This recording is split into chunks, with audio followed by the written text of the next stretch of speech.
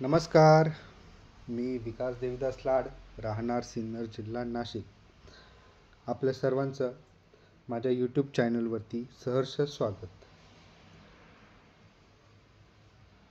आपल्या नाथ संप्रदाय साहित्य प्रचार प्रसार आणि अभियान तसेच अखिल भारतीय नाथपंथी साधक परिवार या आपल्या समूहाच्या माध्यमातून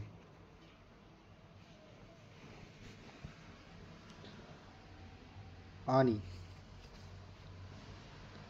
माझी आवडती पुस्तके या आपल्या प्लेलिस्टच्या माध्यमातून आजचा आपला विषय आहे आस्तिक आणि नास्तिक. या संदर्भात गोरखबाणी या श्री गुरु गोरक्षनाथांच्या प्रवचनाच्या विषयावर ओशो यांनी केलेली टीका टिप्पणी याचा आपण आज विचार करणार आहोत. पुन्हा एकदा तुम्हा सर्वांचं मनापासून सहर्ष स्वागत. आदेश अलख निरंजन.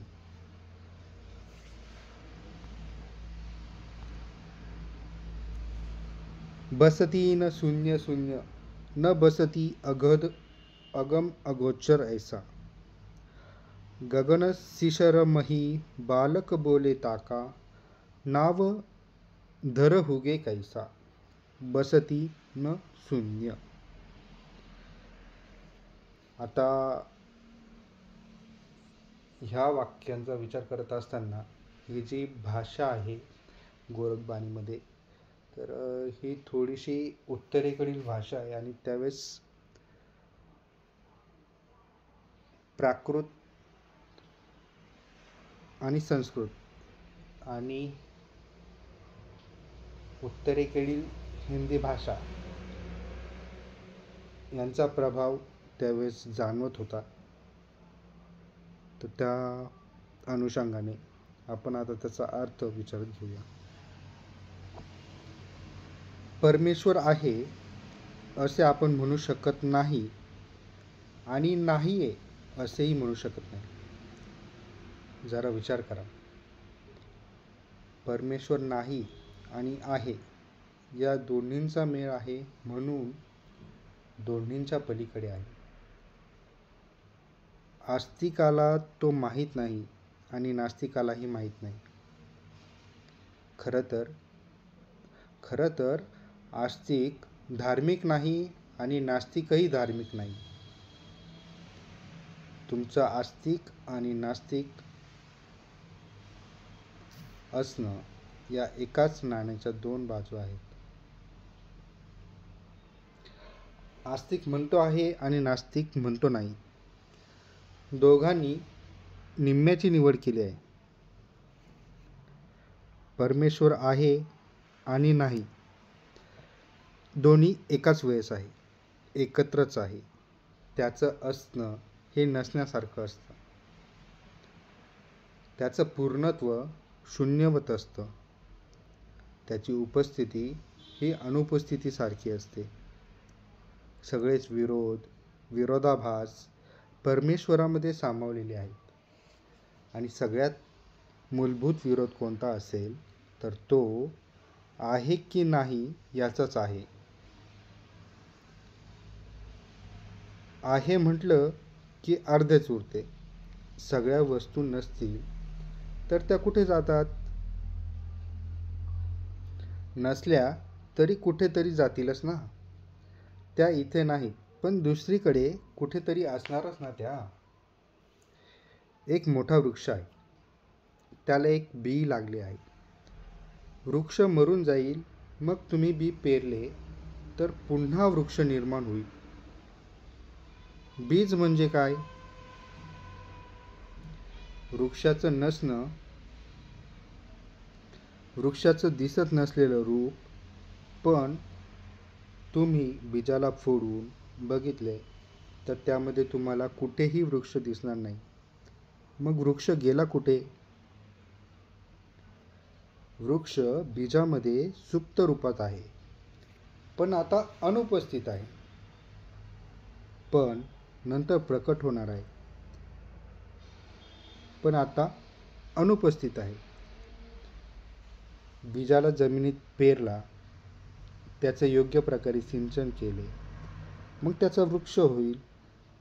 आणि लक्षात ठेवा, वृक्षात रूपांतर झाल्यानंतर बी नष्ट होईल. दोघेही एकसाथ राहणार नाही. वृक्ष नष्ट होतो, बी राहते, बी नष्ट होते, वृक्ष राहतो. एकाच नाण्याच्या या दोन बाजू आहेत. तुम्हाला दोन्ही बाजू एकाच वेळेस बघता येणार नाहीत. बघता येतील का? तुम्हीच प्रयत्न करून बघा. नाणे तर फार लहान वस्तू आहे, हातात मावते, पण त्याच्या दोन्ही बाजू पूर्णपणे एकाच वेळेस बघण्याचा प्रयत्न केला, अवघड आहे ते. एक बाजू दिसली तर दुसरी बाजू दिसणार नाही. दुसरी बघायचा प्रयत्न केला तर पहिली दिसणार नाही. पण ती दिसली नाही म्हणून ती नाही असं तर म्हणता येत नाही ना. सृष्टीसुद्धा परमेश्वराचे स्वरूप आहे आणि प्रलयही आहे. त्याचे एक रूप अभिव्यक्ती आणि दुसरे रूप अनभिव्यक्ती. विणेची तार छेडली की संगीत निर्माण होतं, पण त्याआधी ते कुठं होतं? शून्यामध्ये होतं. होतं तर नक्कीच, नसतं तर निर्माण झालं नसतं. सुप्त रूपात खोल कुठेतरी दडलेलं होतं. तार छेडून तुम्ही त्याला साथ घातलीत, तार छेडून तुम्ही त्याला प्रेरणा दिलीत. संगीत तर निद्रावस्थेत होतं, नंतर जागृत झालं.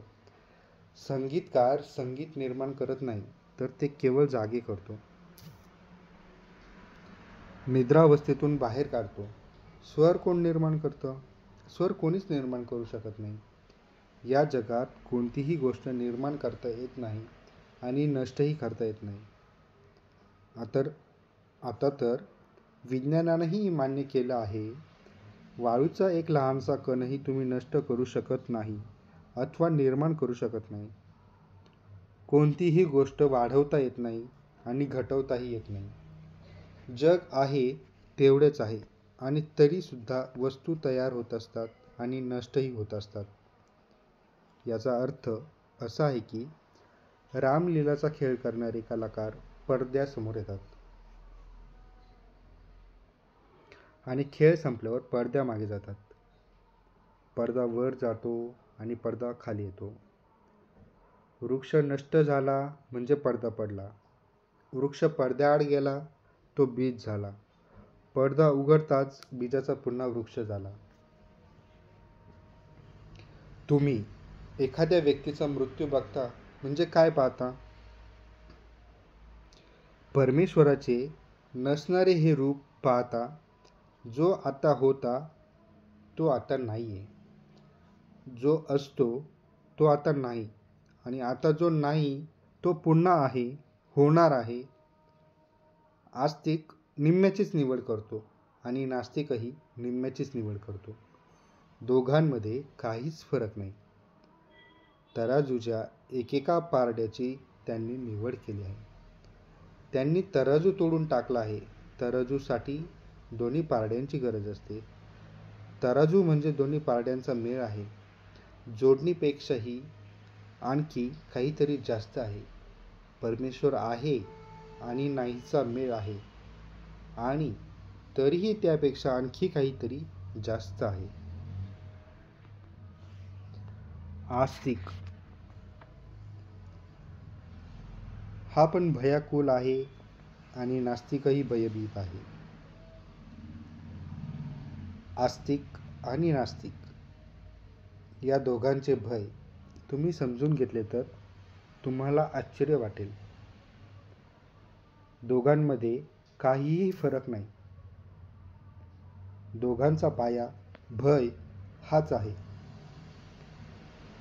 आस्तिकाला अशी भीती वाटत असते की मृत्यूनंतर काय होईल माहीत नाही, आणि जन्मापूर्वी काय असतं हेही माहीत नाही. मी एकटा पडेन, पत्नी राहणार नाही, मित्र राहणार नाहीत, पिता नसेल, माता नसेल, नातेवाईक नसतील, कुटुंब नसतील. या निर्जन प्रवासामध्ये मी एकटाच असेन. माझ्यासोबत कोणीही नसणार. परमेश्वरावर विश्वास ठेवा. त्याचाच भरोसा आहे. आता साथ देईल तर तोच देईल. आस्तिक भीतीपोटी परमेश्वरावर विश्वास ठेवतो. मंदिर, मस्जिद, जे लोक गुडघे टेकून प्रार्थना करीत आहेत, त्यांची प्रार्थना भयापोटी आहे आणि जी प्रार्थना भयातून उत्पन्न होते ती मलिन झालेली असते. तुमच्या प्रार्थनेमुळे मंदिरेही मलिन झाली आहेत. तुमच्या मलिन प्रार्थनेमुळे मंदिर राजकारण्यांचा अड्डा बनले आहेत. तिथेही दंगे धोपे सुरू झाले आहेत.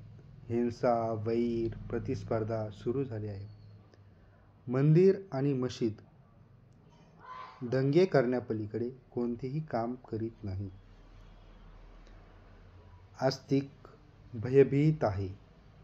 पण तुम्हाला आश्चर्य वाटेल, नास्तिकही भयभीत आहे.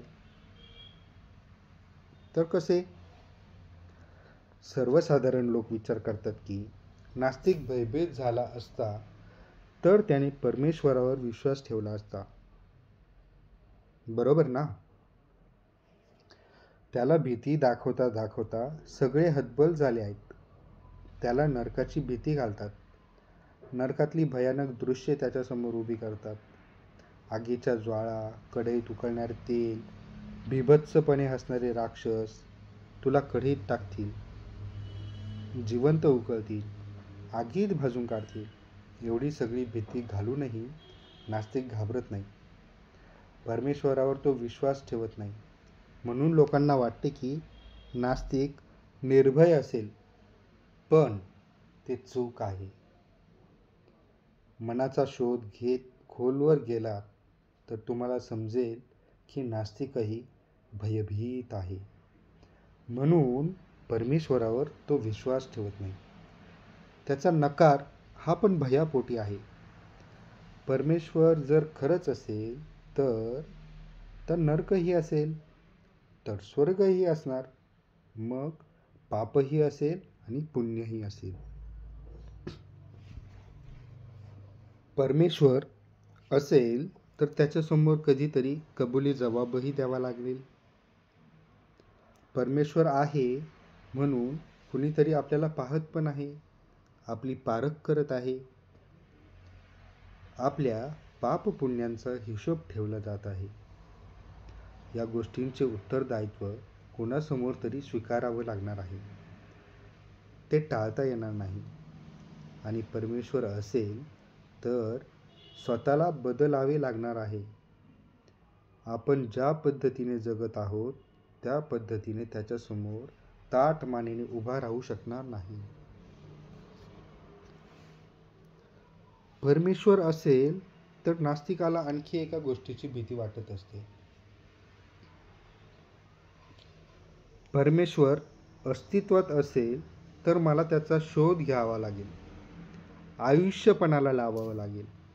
हा स्वस्तातला व्यवहार नाही. परमेश्वर नसेल तर या गोष्टींपासून सुटका होईल. स्वर्ग आणि नरक यापासून सुटका होईल. नरकाची भीती नाही की स्वर्ग गमावण्याची भीती नाही. परमेश्वराची पूजा करणारे स्वर्गात जातील याची काळजी करण्याचेही कारण नाही. कोण स्वर्गात जाते, कोण नरकात जाते, मेल्यानंतर माणूसच राहत नाही, मग पाप कसलं आणि पुण्य कसलं? नास्तिक परंपरेचा मूळस्रोत असलेला चार्वाक तो म्हणतो, काळजी करू नका. ऋणम कृत्वा धृतम पिबेता. कर्ज घेऊन का होईना पण तूप खा, बिनधास्त खा. कर्ज परत करण्याची काळजी करू नका. कशाचं घेणं आणि कशाचं देणं. मेल्यावर सगळं इथेच राहणार, त्याचंही आणि तुमचंही. मागे काही शिल्लकच राहणार नाही. तर भय कशाचे? पाप करायचे तर पाप करा, वाईट वागायचे तर वाईट वागा. तुमच्या मर्जीप्रमाणे जगा. मौज मजा करा. 2 घडीचे आयुष्य थाटात जगा. चिंता सोडा, समोरचा माणूस दुखावला गेला, हिंसा झाली तरी काळजी करू नका. कसली हिंसा, कसलं मन दुखावणं, या सगळ्या भीती दाखवण्याच्या पद्धती आहेत. पण चार्वाकच्या मनात डोकावून बघितलं तर तिथेही हेच भय आहे. तोही भयापोटीच परमेश्वराला नकार देत आहे. काही जणांचा भूतावर विश्वास नसतो, तोही या भयापोटीच असतो. छे, भूतप्रेत काही नसतं हं. पण त्यांच्या चेहऱ्याकडे बघा, ते कसे घाबरलेले असतात. एक महिला माझ्याकडे पाहुणी म्हणून आली होती. तिचा परमेश्वरावर विश्वास नव्हता. परमेश्वर नाही असेच ती म्हणायची. मी म्हणालो, परमेश्वराचं सोडून द्या, भूतांवर तरी विश्वास आहे का? ती म्हणाली, अजिबात नाही, खोटी आहे ते. मी म्हणालो, नीट विचार कर. आज इथे तू आहेस, मी आहे आणि हे घर आहे. परमेश्वर तर मी दाखवू शकत नाही, पण भूत दाखवू शकतो. ती म्हणाली, काय सांगता? भूत अस्तित्वातच नसतात. मी तिच्याकडे पाहत होतो. ती घाबरली होती. इकडे तिकडे बघत होती. रात्र वाढत होती. मी म्हणालो, मग ठीक आहे, पण मी तुला सांगून ठेवतो. ती म्हणाली, तुम्ही काय सांगणार? माझा विश्वासच नाही. हे सर्व मला मान्यच नाही. मी म्हणालो, मानण्याचा न मानण्याचा प्रश्नच नाही. हे घर बांधायच्या आधी पहिल्या महायुद्धाच्या वेळेस इथे एक धोबी राहत होता. त्याचं नुकतंच लग्न झालं होतं. एक सुंदर बायको त्याने घरी आणली होती. ती सुंदर होती, पण तिच्यात एकच व्यंग होतं. तिचा एकच डोळा काम करत होता. ती गोरीपान होती, सुडौल होती, पण तिला एकच डोळा होता. ती व्यक्तिरेखा मी तयार केली होती. धोब्याला युद्धावर जावं लागेल. पहिल्या महायुद्धात तो सैनिक म्हणून भरती झाला. त्याची आत्ता येतो, मग येतो अशी पत्र येत होती. धोबी त्याची वाट बघत राहिली आणि तो कधीच आला नाही. तो युद्धात मारला गेला. प्रतीक्षा करता करता ती पण मेली आणि भूत झाली आणि अजूनही या घरात असते. अजूनही धोबी येईल अशी तिला आशा आहे. तिला एकच डोळा आहे, गोरीपान आहे, लांबसडक केस आहेत आणि लाल रंगाची साडी नेसलेली आहे. ती म्हणाली, माझा विश्वास नाही, पण मी बघत होतो की ती घाबरून इकडे तिकडे बघत होती. मी म्हणालो, तू आज पहिल्यांदा या घरात झोपणार आहेस, म्हणून मी तुला सांगत आहे. कुणी नवीन माणूस इथे पहिल्यांदा झोपायला आलं की ती धोबीन रात्री अंगावरचं पांघरून काढून धोबी आला आहे हे बघते. तिचा चेहरा पांढरा पडला होता. ती म्हणाली, हे काय सांगताय तुम्ही? तुमच्यासारख्या बुद्धिमान व्यक्तीने भूतांवर विश्वास ठेवावा? मी म्हणालो, विश्वास ठेवण्याचा प्रश्नच येत नाही, पण तुला आधी सावध करण्याची गरज आहे. नाहीतर तू घाबरायचीस. सांगण्याचं काम केलं मी. एक डोळा असलेली, लाल रंगाची साडी नेसलेली, गोऱ्यापान स्त्रीने रात्री तुझ्या अंगावरचं पांघरून काढून तुझ्याकडे बघितलं तर तू घाबरून जाऊ नयेस. ती काही करत नाही. ती पांघरून झटकते आणि पाय आपटत निघून जाते. तिची अजून एक गोष्ट सांगायची राहिली. त्या घराच्या यजमानांना रात्री झोपेत दातांवर दात घासण्याची सवय होती. रात्रीतून 5-10 वेळेस तरी ते दातावर दात घासायचे. ते मला आठवलं. मग मी तिला म्हणालो, तिची अजून एक सवय तुला सांगतो. तिला दातावर दात घासायची सवय आहे. तिनं वाट तरी किती बघायची? किती काळ लोटला. प्रेमाने वाट पाहते बिचारी. तिला राग येतो. तिला वाटतं धोब्यानं फसवलं आपल्याला. दात खात राहते. तुला सुद्धा दातावर दात घासण्याचा आवाज येईल बघ. ती म्हणाली, हे काय सांगत बसलाय तुम्ही? माझा विश्वास नाही याच्यावर. तुम्ही हे बंद करा बघू आधी. तुम्ही मलाच उगीचच घाबरवत आहात. मी म्हणालो, तुझा विश्वासच नाही तर मग घाबरायचं काय कारण? असे आमचे बोलणे चालू होते आणि रात्रीचे 12 वाजले. मी म्हणालो, आता तू जा आणि त्या खोलीत झोप. ती त्या खोलीत झोपायला गेली. ती अंथरुणावर पडली आणि योगायोगाने त्याच वेळेस तो घरमालक झोपेत दात खाऊ लागला. ते शेजारच्याच्या खोलीत झोपले होते. माझा त्यांच्यावर विश्वास होता. रात्री झोपेत कमीत कमी 10 वेळा तरी ते दात खाणार याची मला खात्री होती. तिने दिवा विझवून अंथरुणावर अंग टाकलं असेल आणि तेवढ्यात त्या घर मालकाने दात खायला सुरुवात केली आणि ती किंचाळली. मी धावतच गेलो. दिवा लावला. ती बेशुद्ध पडण्याआधी मला कोपऱ्याकडे बोट दाखवून ती धोबीण आहे, ती धोबीण आहे, ती धोबीण आहे म्हणून सांगत होती.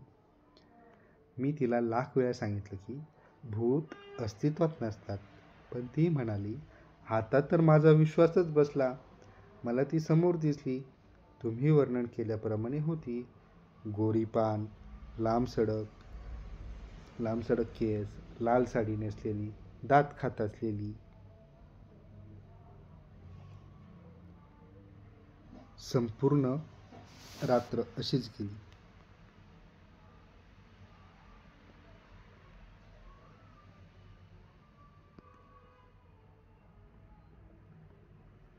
ती झोपली नाही आणि आम्हालाही झोपू दिलं नाही. ती म्हणायची, आता तर मला झोपच येणार नाही. मी झोपले तर ती परत येईल, माझ्या अंगावरचं पांघरून काढेल. मी म्हणायचो, भूत नसतात, कल्पनेचे खेळ असतात. मी तर तुला एक गोष्ट सांगत होतो. तिला तर एका रात्रीतच ताप चढला. डॉक्टरांना बोलवावे लागले. घरमालक म्हणाले, तुम्ही काय करून बसलात? ती महिला दुसऱ्या दिवशीच निघून गेली. परत कधी आली नाही. मी तिला अनेक वेळा बोलावलं की एकदा तरी येऊन जा. ती म्हणायची, आता मी त्या घरात पाऊलसुद्धा टाकणार नाही. मी म्हणायचो, भूत नसतात. ती म्हणायची, कुणाला सांगत आहे? मी प्रत्यक्ष बघितलं आहे. जरा विचार करा. ज्या गोष्टीला तुम्ही घाबरता त्याच गोष्टीला विरोध करता. विरोधही अशासाठी की घाबरण्याची आठवणही होऊ नये म्हणून. गोष्टच अस्तित्वात नसेल तर मग घाबरायचं तरी कशाला? आस्तिक आणि नास्तिक या दोघांमध्ये जरासाही फरक नाही. एक सकारात्मक रूपात भयभीत आहे तर दुसरा नकारात्मक रूपात. बस ऋण आणि धनाचा फरक आहे. पण भय दोघांमध्येही आहे. नास्तिक घाबरतो म्हणून म्हणतो की परमेश्वर अस्तित्वात नाही, कारण परमेश्वरावर विश्वास ठेवायचा म्हणजे त्यासोबत अजून बऱ्याच गोष्टींवर विश्वास ठेवावा लागतो. त्याला तो घाबरतो. आस्तिक म्हणत असतो की परमेश्वर आहे, तो सकारात्मक रूपाने घाबरलेला आहे. मी त्याच्यावर विश्वास ठेवला नाही, त्याची स्तुती केली नाही, प्रार्थना केली नाही, पूजा केली नाही, विनवणी केली नाही तर तो मला त्रास देईल. धार्मिक व्यक्ती म्हणते, परमेश्वराची 2 रूपे आहेत. ईश्वर तर आस्तिक आणि नास्तिक यांच्याही विश्वासापलीकडे आहे. बसती न शून्यम, बसती न शून्यम. परमेश्वर आहे असंही म्हणता येत नाही आणि नाही असंही म्हणता येत नाही. शून्यम न बसती, शून्यम न बसती. शून्य आहे असंही म्हणता येत नाही पूर्ण आहे असंही म्हणता येत नाही. अगम अगोचर ऐसा, असा अगम्य कोणत्याही शब्दाने तो मोजता येत नाही. आपले शब्द चहाच्या लहानशा चमच्यासारखे आहेत आणि तो सागरासारखा आहे. या लहानशा चमच्याने सागरात भर टाकता येत नाही किंवा सागर मोजताही येत नाही. आपली सगळी मापे छोटी पडतात, आपले सगळे हात तोकडे पडतात, आपलं सामर्थ्यही कमी पडतं. त्याचा विस्तार अनंत आहे, तो अमर्याद आहे. अगम अगोचर ऐसा, रहीमन बात अगम्य की, कहनी सुननी की नाही. जे जानती ते कहती, नहीं कहत ते जानती नाही. रहीमन बात अगम्य की. तो इतका अगम्य आहे. अगम्य या शब्दाचा अर्थ समजून घ्या. अगम्य म्हणजे ज्याचा आपण थांग लावू शकत नाही असा. लाख उपाय केले तरी त्याचा तळ शोधता येणार नाही, कारण त्याला तळच नाही. ज्यांनी ज्यांनी तळ शोधायचा प्रयत्न केला ते हळूहळू त्याच्यातच विलीन झाले. मित्रांनो, कसं वाटलं तुम्हाला आजचा हा एपिसोड? आस्तिक आणि नास्तिक यावर खूप सुंदर विश्लेषण संदर्भासहित ओशो यांनी गोरखवाणीच्या प्रश्नोत्तरासह झालेल्या प्रवचनामध्ये स्पष्टीकरण दिलंय. तुम्हाला हे आवडलं असेल तर नक्की शेअर करा आणि पुढील भाग तुम्हाला प्राप्त होण्यासाठी चॅनलला सबस्क्राईब करा. पुढील भाग यानंतर येत राहतील. आजचा विषय कसा वाटला हे कमेंटमध्ये नक्की सांगा. धन्यवाद. आदेश अलख निरंजन. अवधूत चिंतन श्री गुरुदेव दत्त.